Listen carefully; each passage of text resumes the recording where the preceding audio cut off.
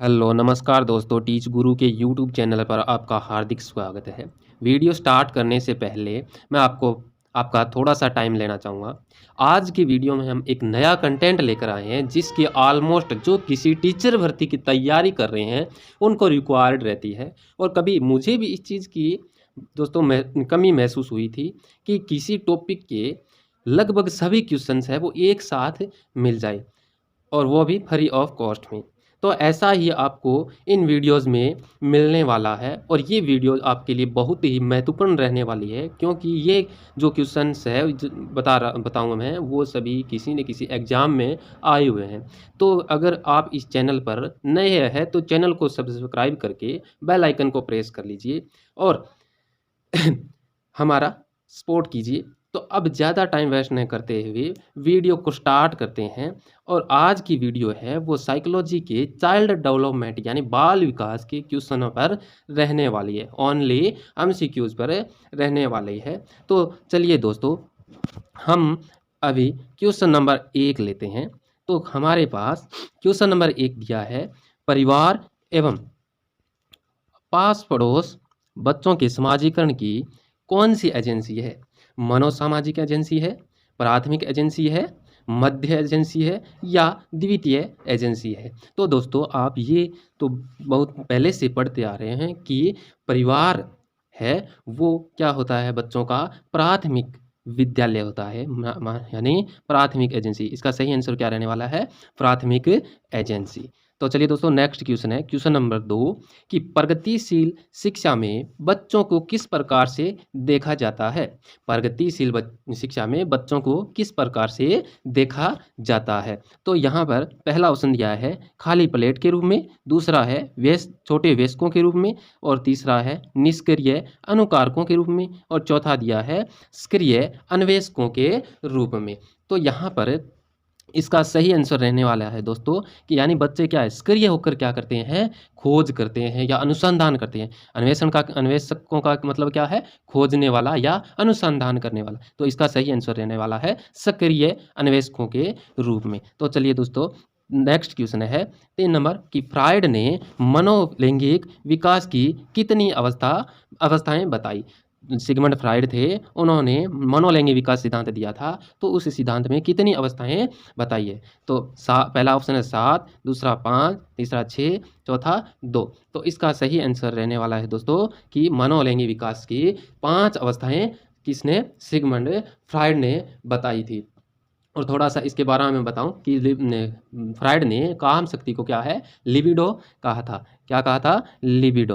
Libido, काम शक्ति को लिबिडो बताया था। और इसकी 5 अवस्थाएं हैं वो मुख्य अवस्था जो जन्म से 18 माह है, दूसरा है गुदी अवस्था जो 18 माह से 3 वर्ष तक, और तीसरी है लैंगिक अवस्था है 3 से 5 वर्ष तक, और चौथी है अदृश्यावस्था यानी प्रसुप्ति अवस्था भी इसको बोलते हैं, जो होती है 5 से 12 वर्ष, और 5वीं लास्ट है जननेंद्रिय अवस्था, जेनेटियल स्टेज। ये होती है इस अंतिम अवस्था होती है, यानी 12 वर्ष के बाद की अवस्था होती है। तो चलिए दोस्तों, इससे यानी इसका आंसर सही क्या है, 5 अवस्थाएं बताइए। चौथा है क्वेश्चन नंबर 4 है छदम परिपक्वता काल होता है। छदम परिपक्वता काल होता है। अब छदम परिपक्वता काल का मतलब हुआ, छदम का मतलब है झूठ यानी छदम परिपक्वता काल पूर्व किशोरावस्था, प्रौढ़ावस्था, पूर्व बाल्यावस्था, उत्तर बाल्यावस्था। तो इसका जो सही आंसर है वो क्या रहने वाला है दोस्तों? इसका सही आंसर होगा, यानी छदम का मतलब क्या होता है, मिथ्या। छदम का मतलब क्या है, मिथ्या या फिर छल कपट। तो ये स्थायी कब यानी परिपक्व कौन सी अवस्था में होते हैं? तो ये होते हैं दोस्तों उत्तर बाल्यावस्था में। तो इसका सही आंसर क्या रहने वाला है, उत्तर बाल्यावस्था। छदम परिपक्वता काल कौन सा है, उत्तर बाल्यावस्था। नेक्स्ट क्वेश्चन है क्वेश्चन नंबर 5 कि उलझन की अवस्था है। उलझन की अवस्था है यानी स्वयं का किसी भी चीज़ में उलझ जाना कि ये मैं कैसे करूँ, ये कैसे हो, ये उलझन की अवस्था होती है। तो इसका सही आंसर क्या होगा? पहला ऑप्शन दिया है पूर्व किशोरावस्था, प्रौढ़ावस्था, पूर्व बाल्यावस्था, उत्तर बाल्यावस्था। तो उलझन की अवस्था दोस्तों है वो क्या होती है, उलझन की अवस्था होती है दोस्तों किशोरावस्था। और यहाँ पर किशोरावस्था का दिया है ऑप्शन 1 नंबर की पूर्व किशोरावस्था। प्रौढ़ावस्था में ये नहीं है, पूर्व बाल्यावस्था नहीं है, उत्तर बाल्यावस्था भी नहीं है। तो पूर्व किशोरावस्था क्या है, इसका उलझन की अवस्था कहलाती है दोस्तों।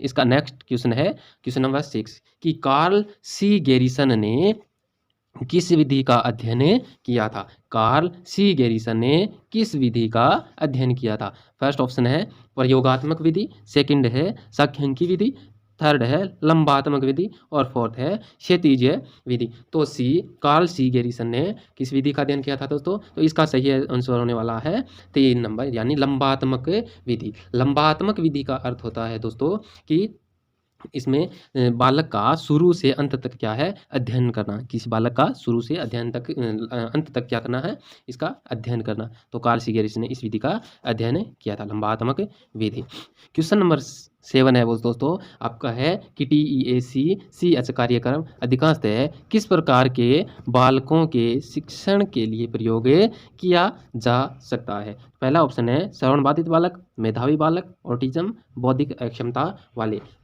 यानी क्वेश्चन को थोड़ा सा ध्यान से पढ़िएगा कि TEAC कार्यक्रम अधिकांशतः किस प्रकार के बालकों के शिक्षण के लिए प्रयोग किया जा सकता है। पहला ऑप्शन श्रवण बाधित बालक यानी जिनको सुनाई नहीं देता है, मेधावी बालक जो होशियार है, और ऑटिज्म का अर्थ होता है स्वलीनता यानी स्वलीनता, स्वयं में मतलब लीन रहने वाला।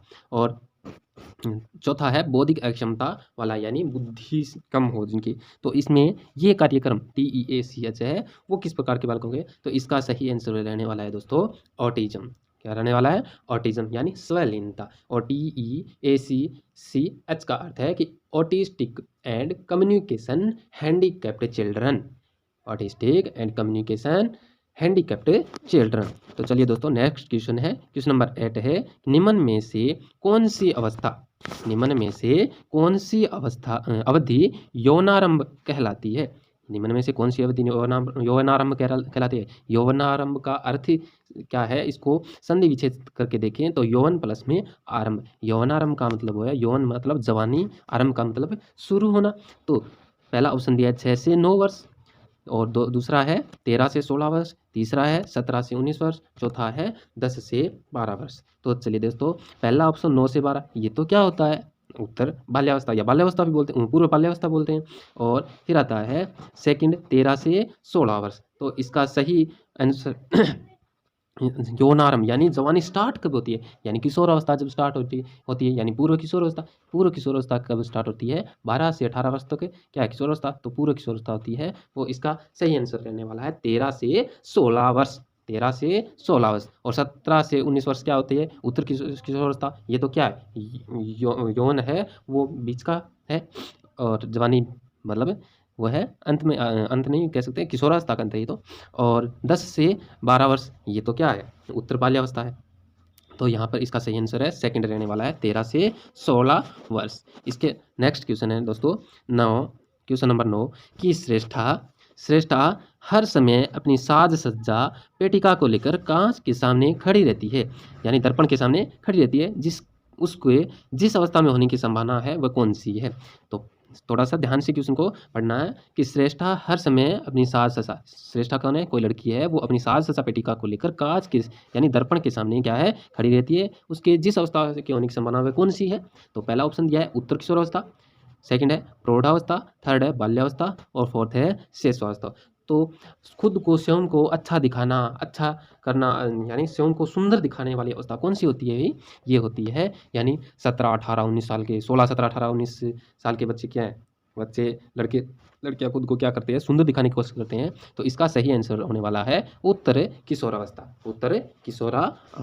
तो ठीक है दोस्तों नेक्स्ट क्वेश्चन है 10 कि आनुवंशिकता से तात्पर्य निम्नलिखित में से किन से होता है। आनुवंशिकता से तात्पर्य निम्नलिखित में किन से होता है। तो पहला ऑप्शन है शुक्राणु तथा अंडाणु, सेकंड है गुणसूत्र तथा जीन्स, थर्ड है सूत्र विभाजन एवं अर्धसूत्रण, फोर्थ है DNA RNA। तो यहाँ पर अनुवांशिकता क्या मतलब क्या है कि अपने जो गुण हमारे एक पीढ़ी से दूसरी आगे आने वाली पीढ़ी में स्थानांतरित होना, यानी अपने जो गुण है वो आगे वाली पीढ़ी में ट्रांसफर हो जाना, वही क्या है, आनुवंशिकता। तो आनुवंशिकता का ये जो नियम है वो मेंडल द्वारा दिए गए थे, और इसका तात्पर्य क्या है, किन से होता है, शुक्राणु अंडाणु। शुक्राणु तो भी मेल में होते हैं, मेल, और अंडाणु फीमेल, और सूत्री विभाजन, अर्धसूत्री विभाजन ये इन क्या है, जाइगोट्स में होते हैं। डीएनए आरएनए ये क्या है, ये कोशिकाओं में। और तो इसका आंसर, सही आंसर रहने वाला है गुणसूत्र एवं जीन। गुणसूत्र एवं जीन्स आनुवंशिकता का जो है, अपने एक पीढ़ी से दूसरी पीढ़ी में जो हमारे गुणों को मतलब ट्रांसफर करते हैं, वो किसके कारण होते हैं, गुणसूत्र और जीन्स। ठीक है। तो नेक्स्ट क्वेश्चन है दोस्तों 11 की निम्नलिखित में से कौन से सिद्धांत का प्रतिपादन फ्रायड द्वारा किया गया। निम्न में से कौन से सिद्धांत का प्रतिपादन फ्रायड, सिगमंड फ्रायड द्वारा किया गया। तो पहला ऑप्शन है संज्ञानात्मक सिद्धांत, दूसरा है मनोसामाजिक सिद्धांत, तीसरा है उद्दीपक अनुक्रिया सिद्धांत, और चौथा है मनोविश्लेषण सिद्धांत। तो सिगमंड फ्रायड द्वारा कौन सा सिद्धांत है वो उसका प्रतिपादन किया गया है। तो यहाँ पर हम देखते हैं पहला ऑप्शन संज्ञानात्मक विकास सिद्धांत है, ये किसका है, जीन पियाजे का है। मनोसामाजिक विकास है वो एरिक एरिक्सन का है। उद्दीपक अनुक्रिया यानी कोई उद्दीपक है उसको देखकर अनुक्रिया करना, तो ये बिल्ली पर किया था किसने, थार्नडाइक ने। तो बचा कौन सा, 4 नंबर। तो इसका सही आंसर रहने वाला है मनोविश्लेषण सिद्धांत, यानी सिगमंड फ्रायड ने मनोविश्लेषण सिद्धांत है वो उसका प्रतिपादन किया था दोस्तों। ठीक है, चलिए चलते हैं नेक्स्ट क्वेश्चन में। नेक्स्ट क्वेश्चन है 12, ये निम्न में से मनोसामाजिक सिद्धांत का प्रतिपादन किसके द्वारा किया गया। मनोसामाजिक सिद्धांत का प्रतिपादन किसके द्वारा किया गया। पहला ऑप्शन है सिगमंड फ्रायड, सेकंड है एरिक एरिक्सन, थर्ड है एबी हरलॉग, चौथा है फोर्थ इनमें से कोई नहीं। तो मनोसामाजिक सिद्धांत, मनोसामाजिक विकास सिद्धांत, तो जहाँ भी मनोसामाजिक दिखेगा वहाँ पर आपको अभी बताया था पिछले लास्ट क्वेश्चन में 11 में कि मनोसामाजिक सिद्धांत किसने, एरिक एरिक्सन ने। तो इसका सही आंसर रहने वाला है सेकंड, एरिक एरिक्सन ने क्या है, ये सिद्धांत मनोसामाजिक सिद्धांत दिया था। सिगमंड फ्रायड है उनका क्या था, मनोविश्लेषण सिद्धांत था, और एबी हरलॉग इनका क्या है, नैतिक विकास सिद्धांत है। तो यहाँ पर चलिए दोस्तों इसका सही आंसर एरिक एरिक्सन है, मनोसामाजिक सिद्धांत एरिक एरिक्सन। चलिए नेक्स्ट क्वेश्चन पर चलते हैं। क्वेश्चन नंबर 13, क्वेश्चन नंबर 13 क्या दिया है कि निम्नलिखित में से कौन सा सिद्धांत विकास से संबंधित नहीं है। कौन सा सिद्धांत क्या है, विकास से संबंधित, यानी जो नीचे चार ऑप्शन दिए हैं उनमें से जो कथन है वो विकास से संबंधित नहीं है, वो कौन सा है। तो चलिए पहला ऑप्शन है विकास एक सतत प्रक्रिया है, तो और सेकंड है विकास अंतःक्रिया का परिणाम है। विकास के विभिन्न पक्ष एक दूसरे पर निर्भर नहीं करते हैं। चौथा है विकास सामान्य से विशिष्ट की ओर अग्रसर होता है। तो इसमें इसका सही आंसर है वो क्या रहने वाला है दोस्तों, थोड़ा सा पहला ऑप्शन पर ध्यान देते हैं कि विकास एक सतत प्रक्रिया है, तो ये सही है कि विकास सतत यानी निरंतर होता रहता है। उसके बाद सेकंड है विकास अंतःक्रिया का परिणाम है, यानी विकास है वो किसका, अंतःक्रिया का, यानी विकास वो वातावरण और हमारे सारी जो है उनका अंतःक्रिया के द्वारा क्या होता है, विकास से ये अंतःक्रिया का परिणाम सही है। और विकास के विभिन्न पक्ष एक दूसरे पर निर्भर नहीं करते हैं, यानी विकास के विभिन्न पक्ष एक दूसरे पर निर्भर नहीं करते। तो और तो एक बार चौथा भी देख लेते हैं, विकास सामान्य से विशिष्ट की ओर अग्रसर होता है, यानी विकास जैसे सामान्य से विशिष्ट का मतलब हुआ जैसे हमारे सबसे पहले बच्चा क्या करता है, अपनी गर्दन को हिलाना स्टार्ट करता है, और गर्दन को हिलाने के बाद अपनी आंखों को हिलाना स्टार्ट करता है, फिर गर्दन को, और जैसे हाथों को हिलाना स्टार्ट करता है तो हाथ हिलाया, फिर क्या है, ये क्या सामान्य क्रिया है। उसके बाद किसी वस्तु को पकड़ता है अंगुलियों से, यानी किसी वस्तु को, ये क्या हुए, विशिष्ट। तो इसका मतलब सही है कि सामान्य से विशिष्ट की ओर क्या है, विकास से अग्रसर होता है। तो इसका सही आंसर यानी सिद्धांत विकास से संबंधित नहीं है, वो सही आंसर क्या है, विकास के विभिन्न पक्ष एक दूसरे पर निर्भर नहीं करते, यानी विकास के विभिन्न पक्ष एक दूसरे पर निर्भर करते हैं भाई, नहीं करने वाला ये गलत हो जाएगा, ये संबंधित नहीं है विकास से। तो इसका आंसर थर्ड होगा। नेक्स्ट क्वेश्चन पर चलते हैं, क्वेश्चन नंबर 14 कि एरिक्सन की मनोसामाजिक विकास के सिद्धांत के अनुसार किशोरावस्था की विशेषता है। एरिक्सन की मनोसामाजिक विकास के सिद्धांत के अनुसार किशोरावस्था की विशेषता है। तो मनोसामाजिक विकास सिद्धांत किसने दिया था, एरिक एरिक्सन ने। तो पहला ऑप्शन देखते हैं कि सृजनात्मक बनाम ठहराव, सृजनात्मक बनाम ठहराव। सेकंड है संपूर्णता बनाम हताशा।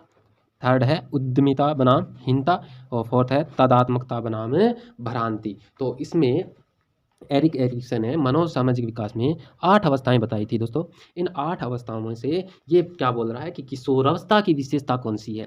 तो किशोर अवस्था में बालक क्या होता है, वो स्वयं को क्या करता है, स्वयं के बारे में थोड़ा सा ऑप्शनों के हिसाब से हम देख लेते हैं कि ऑप्शन पहला में सृजनात्मक बनाम ठहराव। सृजनात्मक मतलब क्या है, किसी नई चीज़ को क्या करना, बनाने की कोशिश करना, यानी नई चीज़ खोजने की कोशिश करना। तो ये तो 35 से 65 वर्ष के अंदर होता है, ये तो किशोरावस्था नहीं हुई। संपूर्णता बनाम हताशा, ये इस सिद्धांत की 8th नंबर यानी लास्ट स्टेज होती है कि संपूर्णता बनाम यानी 65 वर्ष के बाद में होती है। जब बूढ़ा हो जाता है व्यक्ति तो वो सोचता है कि मैंने जो जीवन में अपनी जिम्मेदारियां सही से निभाई है नहीं निभाई। तो अगर सही से निभाई होती है तो वो संपूर्णता महसूस करता है, अगर सही से नहीं निभाई होती है तो वो क्या है, निराश हो जाता है, हताशा महसूस करता है। तीसरा है उद्यमिता बनाम हीन भावना। हीन भावना, उद्यमिता बनाम क्या है, हीन भावना है दोस्तों। तो यहाँ पर क्या है, उद्यमिता मतलब परिश्रम करता है कोई बालक। जैसे ये अवस्था होती है दोस्तों 6 से कितने हैं, लगभग 12 वर्ष तक, ईयर्स तक, 6 से 12 वर्ष तक ये अवस्था रहती है। ये उत्तर बाल्यावस्था कहलाती है। इसमें क्या करता है बालक है, कोई चीज़ को अर्जित करने के लिए यानी ज्ञान अर्जित करने के लिए क्या है, अपनी ऊर्जा को वेस्ट करता है, यानी ऊर्जा लगाता है। और जब वह क्या है स्कूल में आगे जाता है तो वहाँ चुनौतियों को क्या करता है, चुनौतियों से असफलता अगर उसको प्राप्त होती है तो वो क्या है, हीन भावना महसूस करता है। तो ये तो क्या 6 से 12, ये तो किशोरावस्था नहीं है। अब किशोरावस्था की विशेषता पूछिए तो इसका सही आंसर रहने वाला है चौथा दोस्तों कि तादात्मकता बनाम भ्रांति। तो भ्रांति कौन सी अवस्था में होती है, स्वयं को उलझन की अवस्था भी बोलते हैं ना किशोरावस्था को। तो यहाँ तादात्मकता का मतलब है स्वयं को पहचाना कि मैं कौन हूँ, किस लिए हूँ, कैसे हूँ, कहाँ जा, अब मेरा जीवन कहाँ जा रहा है, ऐसा कुछ सोचता है। और बनाम भ्रांति, और इससे ही पहचान की संज्ञा पहचान मिलती है। और जब बालक भविष्य का रास्ता चुनता है तो वो संभ्रांति यानी भ्रमित होने लगता है कि मैं क्या करूं, कौन सी स्थिति अपनाऊं, ऐसा कुछ रहता है। तो वो कौन सी अवस्था में होता है, किशोर अवस्था में। कौन सी अवस्था में, किशोर अवस्था। तो इसका सही आंसर रहने वाला है किशोर अवस्था की विशेषता तादात्मकता बनाम भ्रांति। तो चलिए दोस्तों नेक्स्ट क्वेश्चन है क्वेश्चन नंबर 15 कि field of psychology, field of psychology के लेखक है कौन। पहला ऑप्शन दिया है ब्रोनर, सेकंड ऑप्शन दिया है गिलफोर्ड, थर्ड ऑप्शन दिया है मैकडुगल और फोर्थ ऑप्शन दिया है वाटसन। क्या दिया है, वाटसन। तो फील्ड ऑफ साइकोलॉजी बुक है वो किसने लिखी थी दोस्तों, इसका सही आंसर रहने वाला है गिलफोर्ड। क्या रहने वाला है, गिलफोर्ड। नेक्स्ट क्वेश्चन पर चलते हैं दोस्तों कि एक अध्यापिका कक्षा में कई खिलौने व चमकीली वस्तुएं साथ में लेकर कक्षा में प्रवेश करती है। संभव है कि वह जिस आयु वर्ग के विद्यार्थियों को पढ़ाती है वह आयु वर्ग है। पहला ऑप्शन है शिशु, दूसरा है पूर्व बाल्यावस्था, तीसरा है उत्तर बाल्यावस्था, चौथा है किशोरावस्था। तो दोस्तों थोड़ा सा क्वेश्चन को ध्यान से समझ कर देखिए कि एक अध्यापिका कक्षा में कई खिलौने और चमकीली वस्तुएं यानी खिलौने और चमकीली वस्तुएं लेकर आती है और वह हमें बताना है कि वह कौन सी आयु वर्ग के विद्यार्थियों को वह पढ़ाती है। तो ऐसा कौन सी अवस्था में होता है दोस्तों, शिशु है तो शिशु को तो क्या है 1 से 5 वर्ष है, उनमें तो शिशु को क्या है स्कूल तो जाता ही नहीं। यानी अब है पूर्व बाल्यावस्था, उत्तर बाल्यावस्था। पूर्व बाल्यावस्था क्या होती है 5th से 7th वर्ष तक, यार क्या है 5 से 7 वर्ष वो क्या है पूर्व बाल्यावस्था, और 8 से 12 वर्ष तक क्या है उत्तर बाल्यावस्था होती है, और फिर आती है 12 से 18 वर्ष क्या किशोरावस्था। तो यहाँ पर खिलौने खिलौनों की एज कौन सी कहलाती है, वो कहलाती है दोस्तों पूर्व बाल्या अवस्था। कौन सी, पूर्व बाल्या अवस्था। तो इसका सही आंसर क्या रहने वाला है, पूर्व बाल्या अवस्था। तो ठीक है दोस्तों चलते हैं नेक्स्ट क्वेश्चन पर। नेक्स्ट क्वेश्चन है 17 कि चाइल्डहुड एंड सोसाइटी की रचयिता कौन है। चाइल्डहुड एंड सोसाइटी के रचयिता कौन है। तो पहला ऑप्शन दिया है फ्राइड, दूसरा दिया है एरिक्सन, तीसरा दिया है जॉन डेवी, चौथा दिया है दोस्तों वाटसन। क्या दिया है, वाटसन। तो इसका सही आंसर है रहने वाला है, थोड़ा सा इसमें आपको ध्यान रहे तो आप खुद भी इसका आंसर दे सकते हो। कैसे कि चाइल्डहुड बचपन और सोसाइटी, सोसाइटी यानी सामाजिक, सामाजिक है वो अभी पढ़ के आए हैं हम कि सामाजिकता के बारे में कौन बात करता है, यानी एरिक एरिक्सन है, वही तो मनोसामाजिक विकास का सिद्धांत दिया है ना। तो इसका सही आंसर क्या रहने वाला है? एरिक्सन। क्या रहने वाला है दोस्तों? इसका सही आंसर वो रहने वाला है एरिक्सन। ठीक है दोस्तों, समझ में आ रहा है ना? अगर समझ में आ रहा है सही से तो आप चैनल को सब्सक्राइब करके, वीडियो को भी लाइक करके अपने दोस्तों को शेयर कीजिए ताकि हमें भी कुछ सपोर्ट मिले। तो चलिए दोस्तों, नेक्स्ट क्वेश्चन पर हम चलते हैं। तो नेक्स्ट क्वेश्चन क्या दिया है हमारा कि निम्न में से, यानी निम्न में से कौन सी अवधि यौवनारंभ एज ऑफ प्यूबर्टी कहलाती है? एज ऑफ प्यूबर्टी कहलाती है। मेरे को लगता है ये क्वेश्चन दोबारा आ गया ना। तो इसका सही आंसर क्या रहने वाला है दोस्तों? 13 से 16 वर्ष। क्या रहने वाला है? 13 से 16 वर्ष। तो चलिए दोस्तों, नेक्स्ट क्वेश्चन है कि निम्नलिखित में से कौन सा मानव विकास का सिद्धांत नहीं है? निम्न में से कौन सा मानव विकास का सिद्धांत नहीं है? तो इसमें पहला ऑप्शन है सामान्य से विशिष्ट, क्रमिकता, विलोमीयता या उत्क्रमणीयता और निरंतरता। क्या दिए हैं ऑप्शन? सामान्य से विशिष्ट, उत्क्रमणीयता, विलोमीयता, क्रमिकता है, सॉरी सेकंड है क्रमिकता, थर्ड है विलोमीयता, उत्क्रमणीयता, निरंतरता। तो मानव विकास का सिद्धांत नहीं है, यानी जिसमें मानव का विकास नहीं होता है, यानी विकास से संबंधित नहीं है। तो मानव विकास सामान्य से विशिष्ट होता है, सही है। क्रमिकता यानी विकास है वो क्रमिक रूप से क्या होता है, होता रहता है। और तीसरा है उसमें थोड़ा सा मेरे को नहीं लगता। और निरंतरता का मतलब है यानी विकास क्या सतत रूप से होता रहता है, तो ये भी सही है। तो इसका मतलब विलोम्यता या उत्क्रमणीयता का मतलब है जैसे अनुत्क्रमणीयता मतलब है कि शुरू से अंत तक जाना और अंत से वापस न आ सके। और यहाँ उत्क्रमणीयता या विलोम्यता का अर्थ होगा कि कोई चीज़ है, कोई विकास हुआ, अंत तक गया और वापस वहाँ से फर्स्ट स्टेज पर वापस आ जाए, ऐसी क्या है वो क्या होता है? विलोम्यता या उत्क्रमणीयता होता है। तो ऐसा विकास में नहीं हो सकता दोस्तों। जैसे एक बच्चा है, छोटा सा बच्चा है, या फिर मान लो को भ्रूण है, भ्रूण का विकास हुआ और वो एक क्या बन गया? बालक, बच्चा, शिशु। तो शिशु से वापस भ्रूण बन सकता है क्या? यानी उसका विकास हो चुका है, वो वापस भ्रूण या शिशु, बालक से शिशु, शिशु से भ्रूण नहीं बन सकता। तो ऐसा है, इसका सही आंसर क्या होगा? विलोम्यता या उत्क्रमणीयता, यानी वे विकास का सिद्धांत नहीं है दोस्तों। तो चलिए दोस्तों, नेक्स्ट क्वेश्चन 20 कि ब्रिजेज के अनुसार उत्तेजना, ब्रिजेज के अनुसार उत्तेजना भाग है, यानी उत्तेजना किसका भाग है? ब्रिजेज के अनुसार उत्तेजना, पहला ऑप्शन है संवेगात्मक विकास का, सेकंड है सामाजिक विकास का, थर्ड है मानसिक विकास का और फोर्थ है शारीरिक विकास का। तो उत्तेजना कब होती है? यानी सबसे पहले बालक में क्या उत्पन्न होती है? उत्तेजना ही क्या होती है? उत्पन्न होती है। और उत्तेजना यानी अगर किसी बालक में संवेग उत्पन्न होंगे तो सबसे पहले उत्तेजना ही उत्पन्न होगी, यानी उत्तेजित होगा बालक, कुछ बोलने के लिए उत्तेजित होगा, तो ये क्या हुआ? उत्तेजना। यानी क्या है? संवेग से पहले उत्तेजना उत्पन्न होगी, तो संवेगात्मक विकास का ही भाग क्या कहलाएगा इसमें? उत्तेजना। यानी ब्रिजेज के अनुसार है वो उत्तेजना भाग है किसका? संवेगात्मक विकास का। तो इसका सही आंसर रहने वाला है ऑप्शन नंबर 1, संवेगात्मक विकास का रहेगा। ठीक है दोस्तों, चलिए नेक्स्ट क्वेश्चन है 21। तो इसमें दिया है कि एरिक्सन के अनुसार बच्चों का मनोसामाजिक विकास 8 चरणों में होता है। तो ये तो मैंने बताया था कि एरिक्सन ने बच्चों का विकास, मनोसामाजिक विकास के सिद्धांत में 8 चरण बताए थे।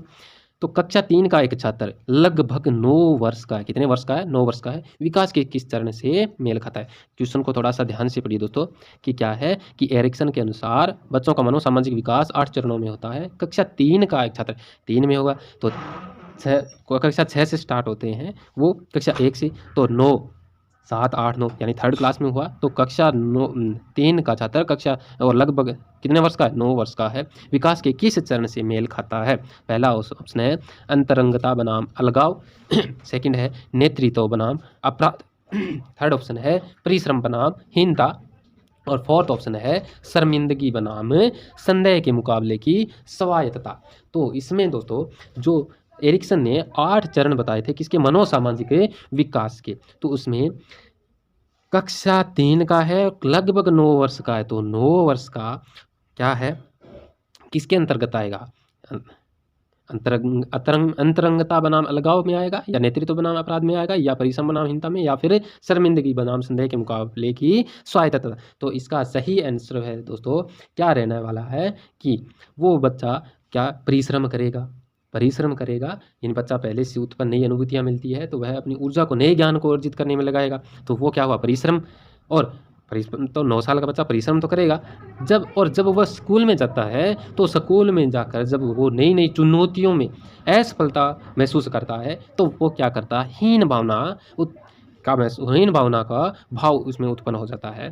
तो इसका सही आंसर है वो थर्ड ऑप्शन रहने वाला है दोस्तों, कि जो परिश्रम बनाम हीनता का भाव है वो 6 से 12 वर्ष के बीच रहता है दोस्तों। तो इसका सही आंसर, यानी इसमें क्वेश्चन में 9 वर्ष का बालक है तो वो इसका सही ऑप्शन रहने वाला है परिश्रम बनाम हीनता, थर्ड नंबर।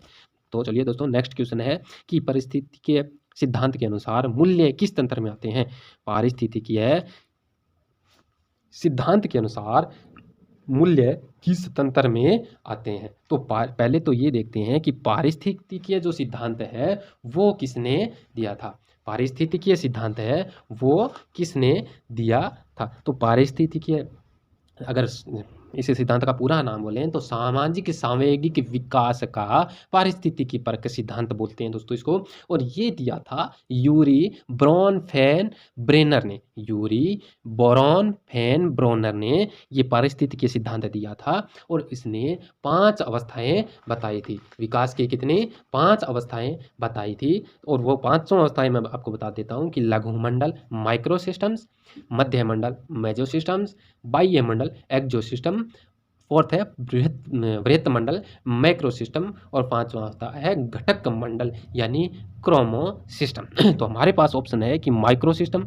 मैक्रो सिस्टम, एक्सो सिस्टम, मेजो सिस्टम। तो मूल्य है, मूल्य किस तंत्र में आते हैं, यानी कौन सी अवस्था में ये, यानी कौन से स्तर, 5 स्तर या अवस्थाएं बताई थी, स्तर बताए थे, उन स्तरों में मूल्य कौन से स्तर में आता है दोस्तों। यानी यूरी ब्रोनफेन ने पारिस्थितिक सिद्धांत दिया था, उसमें 5 अवस्थाएं ऐसे करके बताई थी ना, ऐसे। तो उसमें मूल्य कौन सी अवस्था में आता है, तो मूल्य आता है दोस्तों आपका मैक्रो सिस्टम में। किसमें, मैक्रो सिस्टम में, यानी बृहत मंडल में मूल्य आता है दोस्तों। किसमें आता है मूल्य, वो मैक्रो सिस्टम में आता है, मैक्रो सिस्टम के अंदर आता है। तो इसका सही आंसर क्या रहने वाला है, सेकंड ऑप्शन है वो रहने वाला है, मैक्रो सिस्टम। चलिए दोस्तों, नेक्स्ट क्वेश्चन पर चलते हैं, क्वेश्चन नंबर 23। इसके अंदर हमारे पास दिया है कि निम्नलिखित कथनों में से कौन सा विकास एवं अधिगम के बीच के संबंध को सही प्रकार से सूचित करता है। निम्नलिखित कथनों में से कौन सा विकास एवं अधिगम के बीच के संबंध को सही प्रकार से सूचित करता है। तो पहला ऑप्शन है विकास एवं अधिगम अंतः संबंधित और अंतः निर्भर होते हैं। विकास एवं अधिगम संबंधित नहीं है। अधिगम विकास का ध्यान किए बिना गठित होता है। अधिगम की दर विकास की दर से काफ़ी अधिक होती है। तो इन ऑप्शनों में से जो विकास या अधिगम के बीच के संबंध को सही रूप से सही प्रकार से सूचित कर रहा है वो ऑप्शन है वो कौन सा रहने वाला है दोस्तों। तो इसमें पहला विकास एवं अधिगम अंतः संबंधित तो अंतः निर्भर होते हैं, हाँ सही बात है। और दूसरा विकास एवं अधिगम संबंधित नहीं होते, तो ये गलत है। विकास एवं अधिगम वो संबंधित तो होते हैं। अधिगम विकास का ध्यान किए बिना गठित होता है। अधिगम कभी भी है वो, ये गलत बात है। ये अधिगम है वो विकास का ध्यान किए बिना गठित नहीं होता है। और फोर्थ है अधिगम की दर विकास की दर से काफ़ी अधिक होती है। नहीं, अधिगम की दर है वो विकास की दर से काफ़ी अधिक नहीं हो सकती कभी भी। तो इसका सही आंसर है वो रहने वाला है फर्स्ट ऑप्शन कि विकास एवं अधिगम अंतः संबंधित और अंतः निर्भर होते हैं। तो चलिए दोस्तों, नेक्स्ट क्वेश्चन है 24। लेव वाइगोत्स्की के अनुसार अधिगम क्या है, कौन सी गतिविधि है। लेव वाइगोत्स्की के अनुसार अधिगम, लेव वाइगोत्स्की ने कौन सा सिद्धांत दिया था। लेव वाइगोत्स्की ने सिद्धांत दिया था कि सामाजिक एवं सांस्कृतिक विकास सिद्धांत। सामाजिक नाम है ना, वो 2 सिद्धांतों में आता है। एक तो एरिक एरिक्सन का है मनोसामाजिक विकास सिद्धांत और एक है लेव वाइगोत्स्की का जो है सामाजिक एवं सांस्कृतिक विकास सिद्धांत है। क्या है, सामाजिक एवं सांस्कृतिक विकास सिद्धांत। तो इनमें उन्होंने एक पूछा है कि लेव वाइगोत्स्की के अनुसार अधिगम, पहला ऑप्शन है एक अनुबंधित गतिविधियां हैं, एक सामाजिक, सेकंड है एक सामाजिक गतिविधि है, थर्ड है एक व्यक्तिगत गतिविधि है और फोर्थ है एक निष्क्रिय गतिविधि है। तो लेव वाइगोत्स्की वो इसके अनुसार कौन सी गतिविधि है अधिगम, यानी लेव वाइगोत्स्की ने किसके बारे में बताया है, सामाजिक एवं सांस्कृतिक के बारे में। तो यहाँ जहाँ भी आपको सामाजिक दिखाई दे तो वहाँ आप टिक कर सकते हैं। तो इसका सही आंसर रहने वाला है दोस्तों सेकंड, एक सामाजिक गतिविधि है। अधिगम क्या है? एक सामाजिक गतिविधि है। तो चलिए दोस्तों, नेक्स्ट क्वेश्चन है 25। इसमें दिया है यह अवधि जो वयस्कता के संक्रमण की पहल करती है उसे क्या कहते हैं? ध्यान से पढ़ना। वह अवधि जो वयस्कता के संक्रमण की पहल करती है उसे क्या कहते हैं? पहला ऑप्शन है बाल्यावस्था की समाप्ति, सेकंड है किशोरावस्था, थर्ड है मध्य बाल्यावस्था, फोर्थ है पूर्व क्रियात्मक अवधि।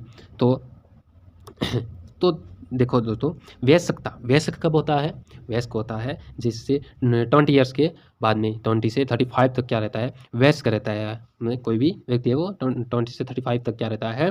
वयस्क रहता है। तो 20 से पहले कौन सी अवस्था आती है? यानी प्रौढ़ावस्था है उससे, यानी वयस्क से पहले कौन सी अवस्था आती है? बाल्यावस्था तो क्या है? नहीं, बाल्यावस्था सबसे पहले शिशुअवस्था, फिर बाल्यावस्था, फिर बाल्यावस्था के दो पार्ट होते हैं, एक तो पूर्व बाल्यावस्था, एक उत्तर बाल्यावस्था, एक मध्य बाल्यावस्था भी होती है। फिर आती है पूर्व किशोरावस्था, मध्य किशोरावस्था, फिर उत्तर किशोरावस्था। तो यहाँ पर किशोरावस्था के बाद आती है वयस्कावस्था। तो वयस्कावस्था यानी प्रौढ़ावस्था, उसमें क्या होता है? यहाँ पर जो आपको ऑप्शन पूछा है कि जो वयस्कता के संक्रमण की पहल करती है, यानी वयस्कता को कहाँ से स्टार्ट होती है, किसके बाद में? यानी किशोर अवस्था के बाद में। तो इसका सही आंसर क्या रहने वाला है? किशोर अवस्था रहने वाला है दोस्तों। नेक्स्ट क्वेश्चन है 26।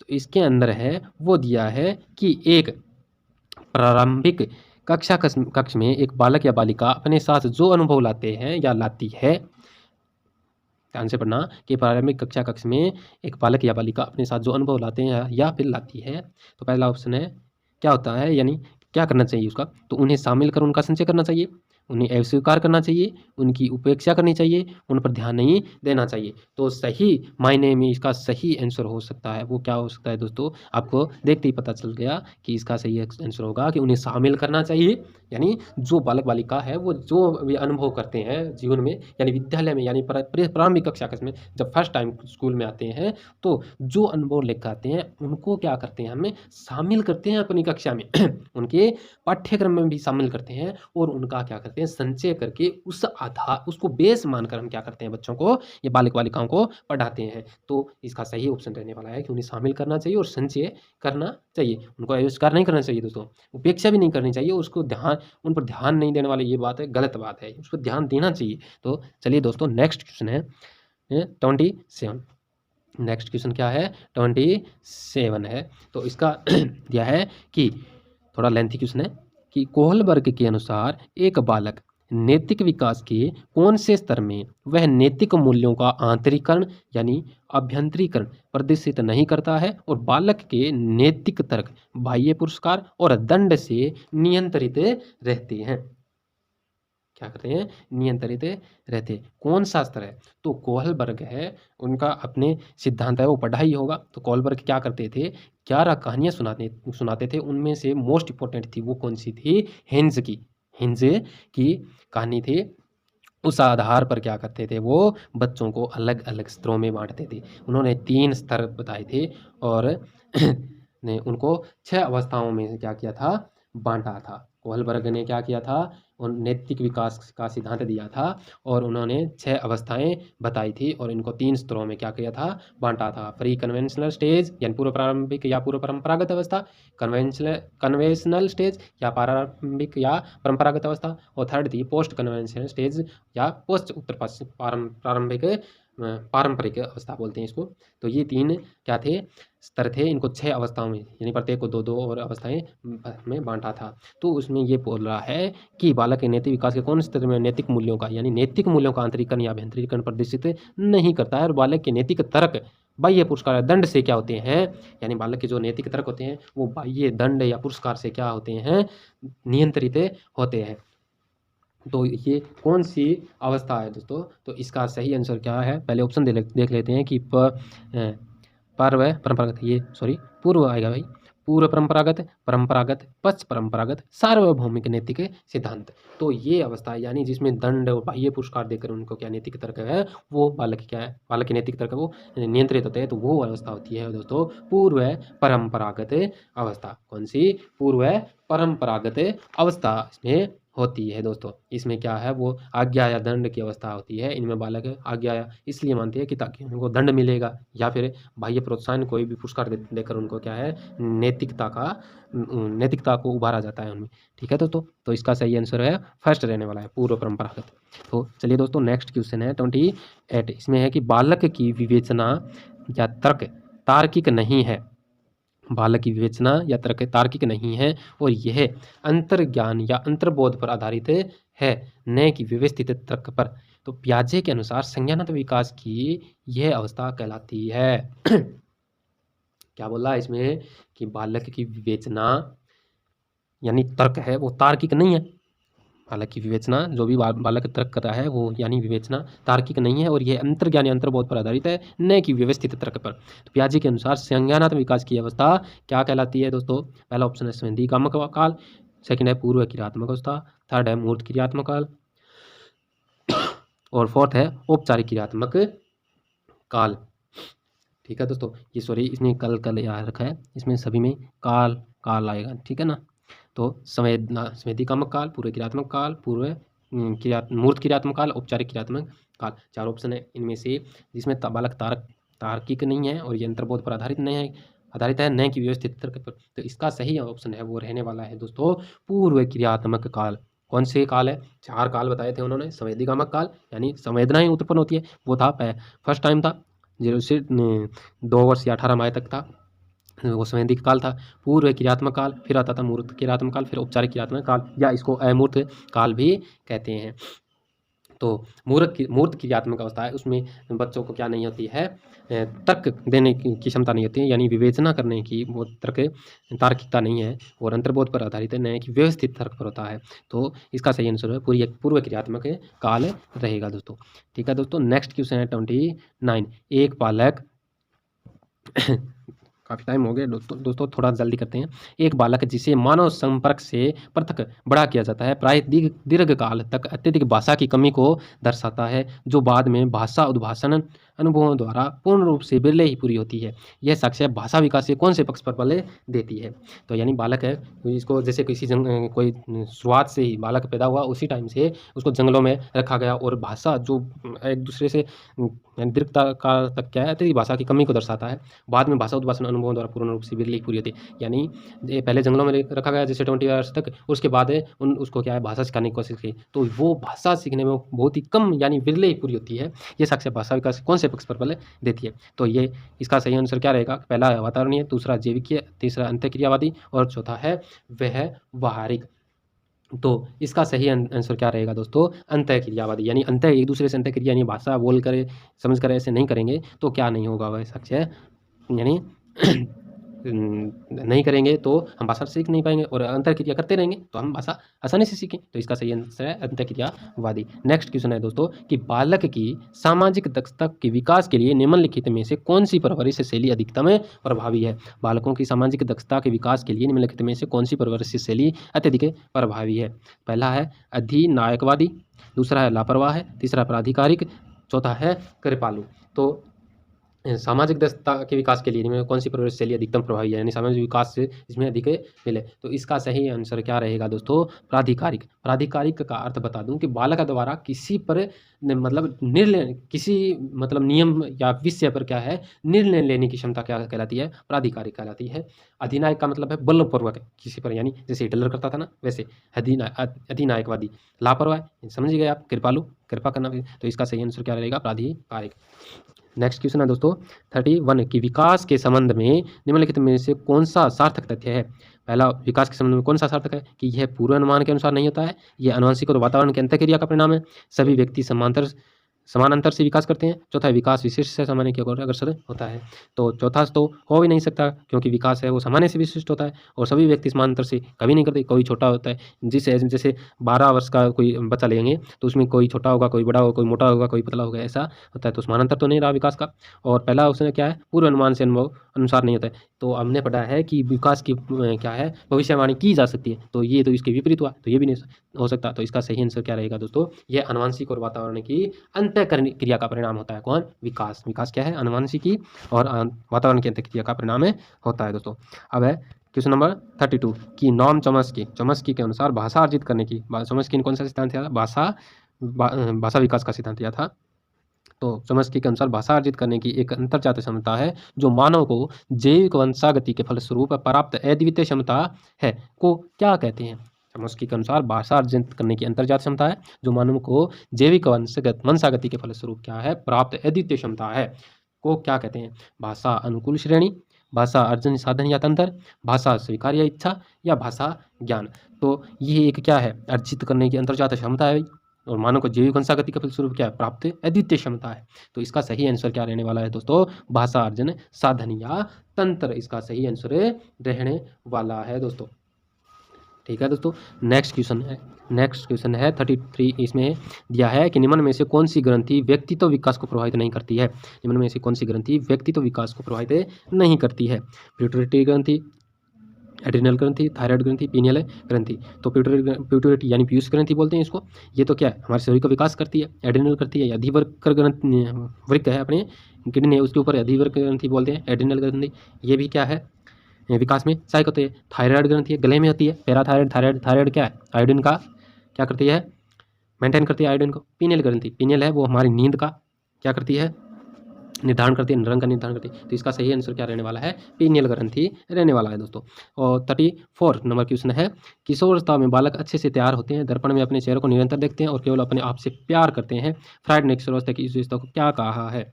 यानी ये अभी थोड़ा सा पहले ही अपने क्वेश्चन को एक दूसरा क्वेश्चन था श्रेठा के आधार पर, वो क्वेश्चन देखा, उसी आधार पर ये है कि दर्पण कोई किशोरावस्था में बालक क्या है?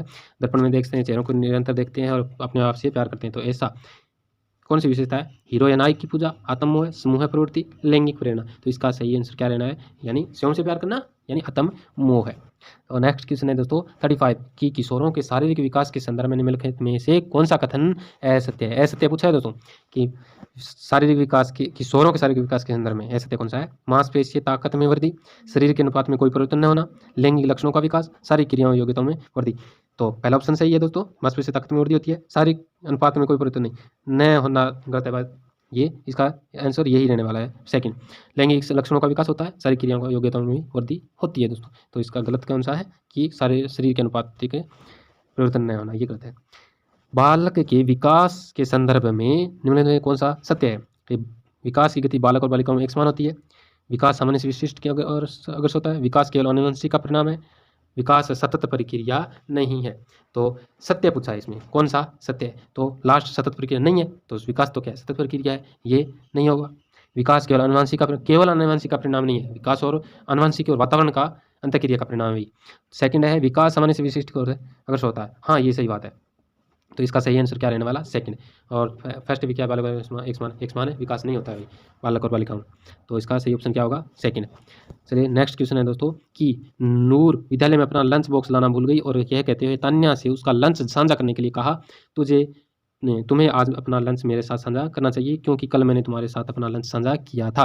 लॉरेंस कॉलबर्ग के नैतिक विकास के सिद्धांत के अनुसार नूर का कथन खालिस्तान अभिविन्यास प्रारूप को खालिस्तान अवस्था पर दर्शाता है। तो इसे क्वेश्चन को आप सही से पढ़ कर आप खुद भी इसका आंसर दे सकते हैं दोस्तों।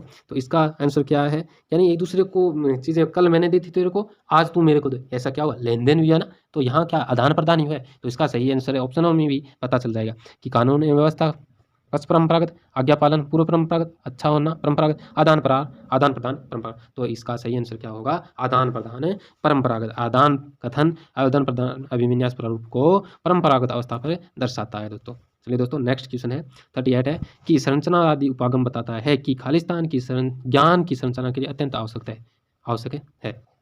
ज्ञान की संरचना के लिए क्या आवश्यक है? अभी विद्यार्थी का पूर्व ज्ञान, अनुबंधन, दंड, यंत्रवत याद करना। यंत्रवत यानी रट्टा मारना, दंड देना, अनुबंधित करना, विद्यार्थी का पूर्व ज्ञान। तो संरचनावादी उपागम बताता है कि यानी इसमें कौन सा ज्ञान है वो संरचना के लिए अत्यंत आवश्यक है। तो विद्यार्थी का पूर्व ज्ञान क्या होता है? वो सबसे महत्वपूर्ण होता है। विद्यार्थी का पूर्व ज्ञान क्या होता है? सबसे महत्वपूर्ण होता है। तो इसका सही आंसर पूर्व है, विद्यार्थी का पूर्व ज्ञान होगा भाई। 39 नंबर क्वेश्चन है कि मनोविज्ञान शब्द का सर्वप्रथम प्रयोग किसने किया था? ये एक यूनिक सा क्वेश्चन है कि मनोविज्ञान शब्द का सर्वप्रथम प्रयोग किसने किया?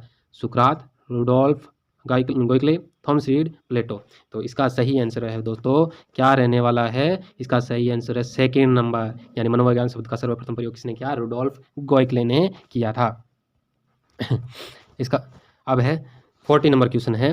40 नंबर क्वेश्चन है कि एक बच्चा तर्क प्रस्तुत करता है कि हिंज को दवाई की चोरी नहीं करनी चाहिए, वह दवाई जो उस पत्नी के जान बचाने के लिए जरूरी है, क्योंकि यदि वह ऐसा करता है तो उसे पकड़ा जाएगा और जेल भेज दिया जाएगा। कोलबर्ग के अनुसार वह बच्चा नैतिक विकास समझ की किस अवस्था के अंतर्गत आता है। यानी इसमें क्या दिया है, दंड की भावना दी है और आज्ञा पालन है, वैसा कुछ दिया है ना। यानी हिंज कोलबर्ग ने जो 11 कहानियां बताई थी उसमें हिंज वाली इंपॉर्टेंट थी, उसमें बोला है। तो इसका सार्वभौमिक नैतिक सिद्धांत विन्यास, यंत्रीय उद्देश्य अभिविन्यास, सामाजिक कर्म नियंत्रण अभिविन्यास, और चौथा है दंड एवं आज्ञा पालन अभिविन्यास। तो इसका सही आंसर क्या रहने वाला है, दंड एवं आज्ञा पालन अभिविन्यास से रहने वाला है दोस्तों। 41 है निम्नलिखित में से कौन सा विकास के व्यापक आयामों की सही पहचान करता है। कौन सा विकास के व्यापक आयाम, व्यापक मतलब है पूरा संपूर्णता की ओर, संपूर्ण आयामों की सही पहचान करता है।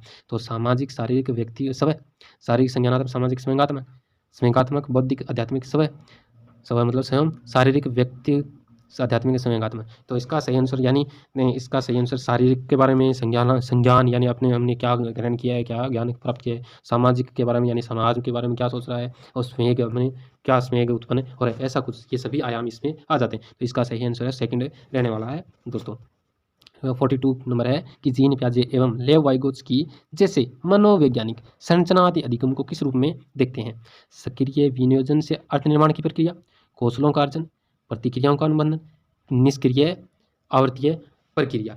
तो जो जीन प्याजे और लेव वाइगोत्स्की है वो कैसे यानी संरचनावादी अधिगम को किस रूप में देखते हैं। तो जैसे बालक है वो सक्रिय रहकर कोई काम करेगा तो वो सबसे ज़्यादा सीखेगा। तो इसका यहीं हमें क्वेश्चन का आंसर मिल जा रहा है, मिल गया कि सक्रिय विनियोजन से अर्थ निर्माण की प्रक्रिया। कौशलों का अर्जन, ये तो अच्छी बात नहीं है, कौशलों का अर्जन करना, प्रतिक्रिया अनुबंधित करके, या निष्क्रिय होकर तो कुछ कर भी नहीं सकते। तो इसका आंसर फर्स्ट रहेगा।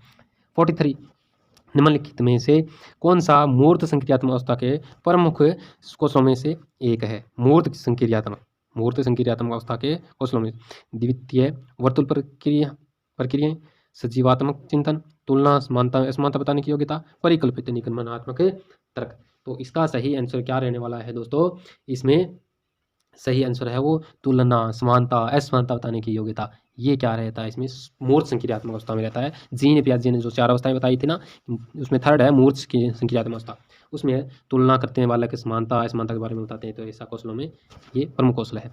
और इसके बाद है 44 नंबर क्वेश्चन है कि निम्नलिखित वर्णन को पढ़िए और कोरलवर्ग के नैतिक तर्क की अवस्था को पहचानिए। तो ध्यान से पढ़ना है दोस्तों कि क्या दिया है कि अंतःकरण के स्वचयनित नैतिक सिद्धांतों द्वारा सही कार्य परिभाषित किया जाता है, जो कानून और सामाजिक समझौते पर ध्यान दिए बिना संपूर्ण मानवता के लिए विद्य होता है, संपूर्ण मानवता के लिए विद्य होता है। तो इसका यहीं से पता चल रहा है कि आंसर क्या होगा, कि पहला ऑप्शन सार्वभौमिक नैतिक सिद्धांत विन्यास, यंत्रीय उद्देश्य अभिन्यास, सामाजिक अनुबंधन अभिन्यास, सामाजिक कर्म व्यवस्था विन्यास। तो इसका सही आंसर क्या रहेगा, सार्वभौमिक, यानी संपूर्ण मानवता के लिए। तो संपूर्ण मानवता का सार्वभौमिक है, तो इसका सही आंसर क्या है, सार्वभौमिक नैतिक सिद्धांत विन्यास से रहने वाला है दोस्तों।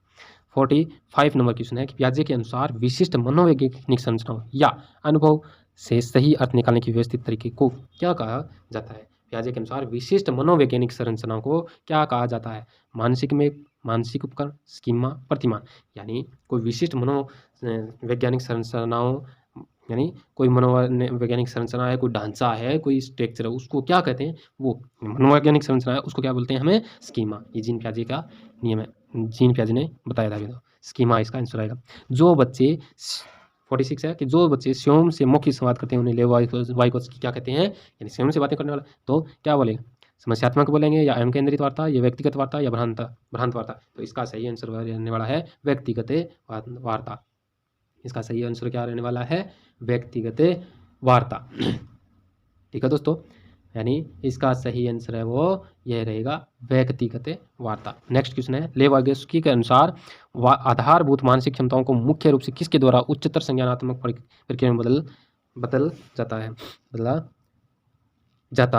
है। लेव वाइगोत्स्की के अनुसार आधारभूत मानसिक क्षमताओं के मुख्य रूप से किसके द्वारा उच्चतर संज्ञानात्मक प्रक्रिया में बदला जाता है? अनुकूलन संगठन, पुरस्कार दंड, सामाजिक पारिस्थितिक प्रक्रिया, उद्दीपन अनुक्रिया। तो वाइगोत्स्की है, उन्होंने किस रूप में बताया था कि सामाजिक पारिस्थितिकीय प्रक्रिया में क्रिया है उसके द्वारा इनको क्या है उच्चतर संज्ञानात्मक प्रक्रिया में बदला जाता है। सामाजिक पारिस्थितिकीय पारस्परिक क्रिया 48 है, उसके अंदर क्या है कि वाइगोत्स्की के अनुसार वह कार्य करते हैं जो बालक के स्वयं के लिए अत्यधिक कठिन है परंतु किसी प्रौढ़ व्यक्ति या कुशल साथी की सहायता से करना संभव हो कहलाता है। क्या कहलाएगा? निर्देशित सहभागिता, स्कैफोल्डिंग पहाड़ या ढांचा, आसन विकास क्षेत्र या फिर अंतः व्यक्तिनिष्ठता। तो बालक स्वयं तो नहीं कर पाता लेकिन बड़ों से या अपने साथी से जो कुशल है उससे पूछकर वो उसको सही से क्या है ग्रहण कर लेता है और स्वयं भी करने लगता है। तो ऐसी व्यवस्था वाइगोत्स्की किस में बताई थी? स्कैफोल्डिंग में। किस में बताई थी? स्कैफोल्डिंग या पहाड़ या ढांचा में बताई थी। तो इसका सही आंसर सेकंड रहेगा। 49 है, यह है विकास के पक्ष या क्षेत्र जैसे कि शारीरिक, संज्ञानात्मक, सामाजिक, संवेगात्मक निम्नलिखित में कौन सी प्रक्रिया से विकसित होते हैं? विकास के पक्ष क्षेत्र शारीरिक, संज्ञानात्मक, सामाजिक, संवेगात्मक क्रिया में कौन सी प्रक्रिया से विकसित होते हैं? पृथकता, आंशिकता, यादृच्छिकता, समग्रता एवं साकल्य संपूर्णता से। तो इसका सही आंसर क्या रहेगा दोस्तों? इसका सही आंसर है वो रहने वाला है डी ऑप्शन, फोर्थ ऑप्शन क्या दिया है? समग्रता और साकल्यता या संपूर्णता से है। और लास्ट एंड फाइनल क्वेश्चन है कि निम्नलिखित में कौन प्राथमिक समाजीकरण का माध्यम है? प्राथमिक समाजीकरण का माध्यम है, ये भी हम पढ़ते आए हैं। तो इसका आंसर आप बताएंगे, मीडिया, परिवार, विद्यालय या सरकार, इसमें से कौन सा होगा? तो ये आंसर आप बताने वाले हैं दोस्तों। तो चलिए दोस्तों, आज के लिए इतना ही। अगर आपको वीडियो अच्छी और इंपॉर्टेंट लगी है तो वीडियो को लाइक शेयर करें और चैनल को सब्सक्राइब कर जरूर करें। धन्यवाद।